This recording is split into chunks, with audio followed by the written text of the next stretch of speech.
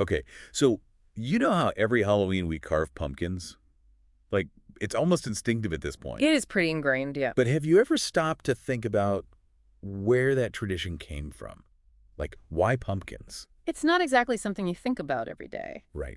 So today we're doing a deep dive on Halloween, all about the origins and traditions, and we've got two really interesting sources for this. Yeah, we've got an encyclopedia entry, which is always a good starting point. Definitely.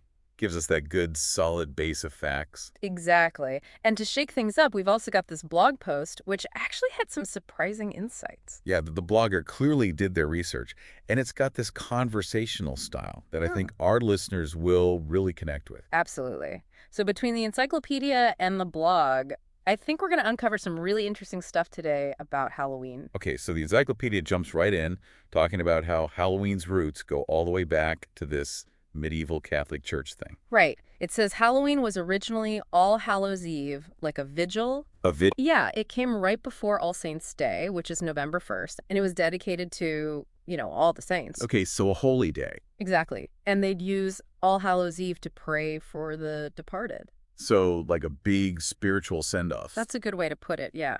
And some of those traditions from that time are still around today. Like what?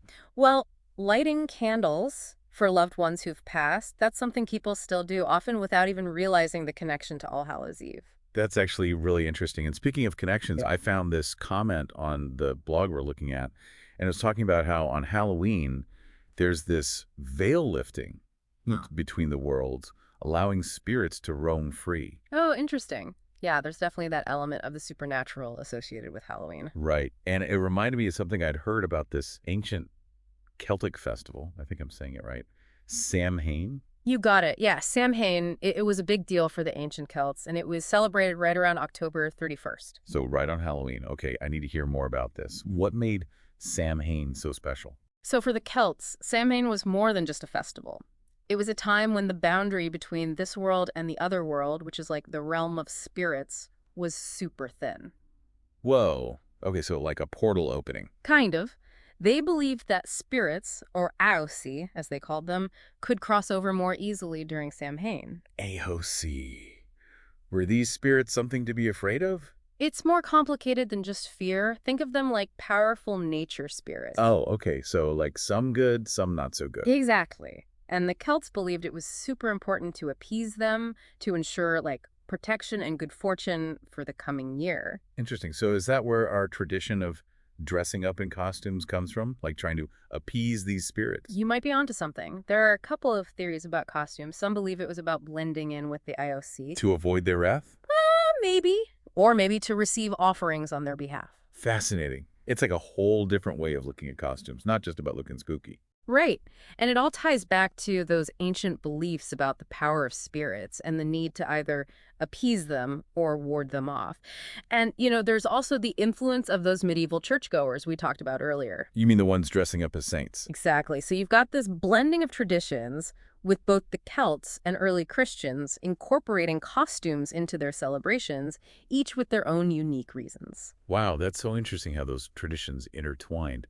But we've been so focused on, like, ancient history. I'm wondering when Halloween hopped across the pond and landed in America. Yeah, so Halloween, as we know it, didn't really take off in America until the 19th century. Really? That late? It was the influx of Irish and Scottish immigrants that really got the ball rolling. They Yeah. brought over a lot of their traditions, including, get this, carving turnips. Turnips. Wait, so our jack-o'-lanterns were originally scary turnips? You got it. Yeah. They'd carve them into these grotesque faces and put them outside to ward off evil spirits. That's both hilarious and a little bit terrifying. But when did pumpkins enter the picture? Well, pumpkins were native to America and much easier to carve, so it was a natural progression once the Irish and Scottish immigrants settled here. Makes sense. And is that also where the legend of Stingy Jack comes in? You know it. Remember that story from the encyclopedia? The guy who tricked the devil? Oh, yeah. Stingy Jack. He ends up stuck wandering for eternity with only a hollowed-out turnip and a burning coal. The one and only. And that story became really popular in America and got linked to the carved turnips, which eventually, of course, became pumpkins. It's crazy how these traditions evolved and blended together. So we've covered costumes, jack-o'-lanterns. What about trick-or-treating? It seems like such a staple of Halloween today. Trick-or-treating. That one's a bit of a mystery, too, The phrase itself doesn't pop up until 1927. Wow, really? That recently? Yeah, and it doesn't become a widespread thing until the 1930s. Crazy, right? I would guess it was way older, so if it's not an ancient tradition, where did it come from? Well, there's this really interesting connection to something called souling. Souling? What's that? So imagine this. It's All Hallowtide. That's like the time around to All Saints' Day, right? Right, and people, often children, would go door to door, but instead of asking for candy, they'd offer prayers for the dead in exchange for little cakes. Prayers for cakes. Interesting. It was called souling, and it's probably the closest ancestor we have to modern-day trick-or-treating. Wow. So instead of trick or treat, it was more like prayers for treats. Yeah. That's wild. It's pretty amazing how these traditions, evolve and find these echoes in modern times. It is. And it's not just Europe and America, right? Yeah. The blog mentioned that souling or something like it still goes on today in other parts of the world. Oh, absolutely. The Philippines, for example, they've got this tradition called, hang on, let me make sure I pronounce this right, Pangangalulua. Pangangalulua. Okay, try saying that 5 times fast. Right. It's basically where people, usually kids, go house to house singing songs and asking for prayers and sweets for the dead. Sounds familiar, right? Totally. Like a direct descendant of souling. It's incredible to see how this one holiday has so many branches around the world. But I also imagine not everyone views it the same way. Yeah, you're spot on. Halloween today means different things to different people. Like the encyclopedia even mentioned that some religious groups have concerns about it. Which makes sense when you think about it. All that stuff about Samhain and spirits, the Eos sea. Totally. Some folks see it as too close to paganism, too focused on the supernatural or occult. Right, right. And then you have other people who are just there for the fun of it.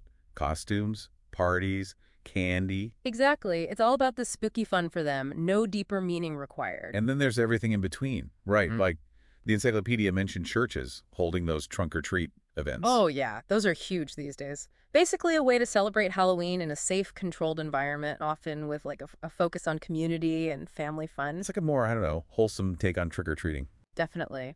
And then on the totally opposite end of the spectrum, you've got those hell house things. Okay, yeah, the encyclopedia brought those up. And honestly, they sound kind of intense. They're definitely a choice, let's say. Basically, some churches create these elaborate haunted houses, but instead of your typical Halloween scares, they're designed to make people think about sin and damnation. Whoa. So not exactly your lighthearted Halloween fun. Not even close. But it just goes to show how differently Halloween is interpreted and celebrated, even within religious contexts. We've come a long way from those early traditions of honoring saints and praying for the dead, that's for sure. Talk about a range. It seems like Halloween really has become this global phenomenon, even in places where it doesn't have deep historical roots. Did the blog touch on that at all? It did. It seems American pop culture really helped spread Halloween around the world. Makes sense. Movies, music, TV shows. Halloween's everywhere. Exactly. So now you've got Halloween celebrations popping up in Canada, Mexico, Japan, even parts of Europe where it wasn't really a thing before. So it's not just an American export anymore. It's getting all mixed up with other cultures. Precisely. And it's interesting to see how those blends play out. Like Mexico's got their Day of the Dead tradition, which is a beautiful holiday honoring loved ones who have passed away. Oh, yeah. Day of the Dead is amazing. The altars, the sugar skulls, the whole vibe is just so vibrant and meaningful. Absolutely. And while Halloween is fairly new in Mexico, it's becoming more popular, especially with younger people. They're finding really interesting ways to blend Halloween's spooky fun with the more reverent traditions of Day of the Dead. That's so cool how those traditions are kind of riffing off each other. What about Japan? How's Halloween over there? From what I've heard, Halloween in Japan is all about the fun, festive stuff. Costumes, parades, special Halloween treats. Sounds familiar. Right. It's become pretty commercialized, much like in the US, but with a distinctly Japanese twist. Think like Hello Kitty costumes and really elaborate Halloween-themed sweets. I love it. So whether you're bobbing for apples, trick-or-treating, or honoring ancestors at an elaborate altar, there's a Halloween tradition out there for everyone. Right. It's like this big tapestry of traditions, old and new, from all over the world, and somehow they all come together under this one holiday. It really makes you think about how far we've come since those early days of All Hallows Eve and Samhain. Who knew a simple holiday could be so complex? Right. It's like peeling back layers of history and culture. It really speaks to how dynamic and adaptable traditions can be. Totally. I never would have guessed that a night of spooky fun could have such deep roots and global reach. Makes you wonder what people will make of Halloween, like, centuries from now. Now, that's an interesting question. Will it still be around? Will it be totally different? Or will it still have these echoes of what we celebrate today? It's fun to think about. It really is. And on that note, so as you're out there this Halloween, picking out your pumpkin or maybe braving a haunted Or house. even just handing out candy, right? Yeah, exactly. Think about everything we've uncovered, all those layers of history and tradition. It's really pretty amazing when you think about it. Those ancient rituals, those fears, those ways of explaining the world. You're still with us. In a way, yeah. Transformed, but still there. Like, we see a kid in a ghost costume. And yeah, it's cute, but it's also like a little wink to those ancient beliefs about spirits and the veil between worlds. Right. It's like this direct line to Samhain and the AOC and All Hallows Eve all rolled into one. Exactly. It makes you appreciate Halloween on a whole other level, don't you think? Totally. It's not just a fun holiday. It's like we're participating in this massive, evolving story. And that story connects us to people all over the world, both past and present. Like, it's a really cool way to think about it. It is, right. So this Halloween, when you're out there celebrating, remember, you're part of something much bigger than yourself. I love that. It's like we're all connected by this web of tradition and belief stretching back through time. Exactly. And who knows what the future holds for Halloween? What new traditions will emerge? What will it evolve into? It's exciting to think about. It really is. Well, on that note, I think we've reached the end of our deep dive into Halloween. And what a fascinating dive it's been. I couldn't agree more. From ancient rituals to modern-day celebrations, we've covered it all. Happy Halloween, everyone. Happy Halloween.